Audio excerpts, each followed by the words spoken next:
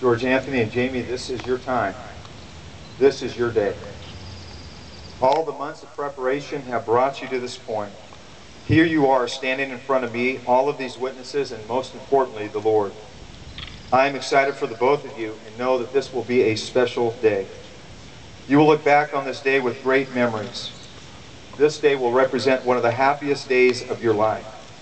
My wife Julia and I have been married for almost 24 years, but each anniversary we look back over our wedding album. We laugh for sure because the styles have changed. We look a lot different. Or at least I look a lot different. Yes, things change, styles come and go, and you're not going to be able to stop Father Time, but one thing should never become out of date, and that is your love for each other. Please remember this as you commit your lives to each other. We love because God first loved us. His love is unconditional. It is a love with no strings attached, no prenuptial agreement. It is not a love that says, I will love you if you do this or that for me. It is not a love that says, I love you because you are strong or beautiful or handsome or wealthy. For the love of God says, I love you no matter what. I will continue to love you when things are not easy, and I will continue to love you when hard times come. God teaches us about this love, and He gives us an idea of how we are to treat one another. It is known as the love chapter in 1 Corinthians 13, 4 through 7. Love is patient, love is kind. It does not envy, it does not boast, it is not proud, it is not rude, it is not self-seeking. It is not easily angered, it keeps no record of wrongs. Love does not delight in evil, but rejoices with the truth.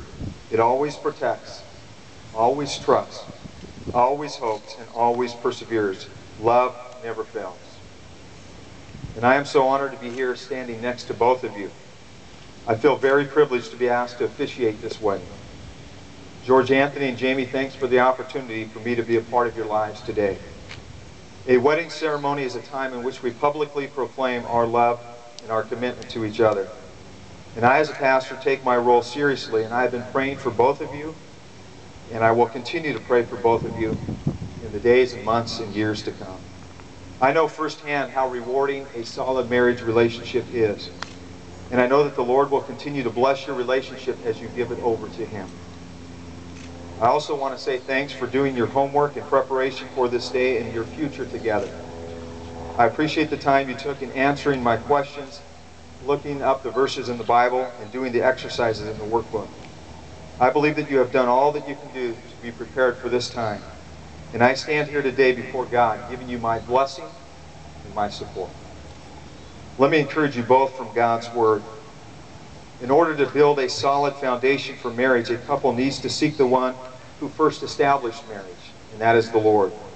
May I encourage both of you to seek the Lord through prayer and the reading of His Word, the Scriptures. How do you build a home, a relationship together? Listen to Psalm 127, verse 1. Unless the Lord builds the house, its builders labor in vain.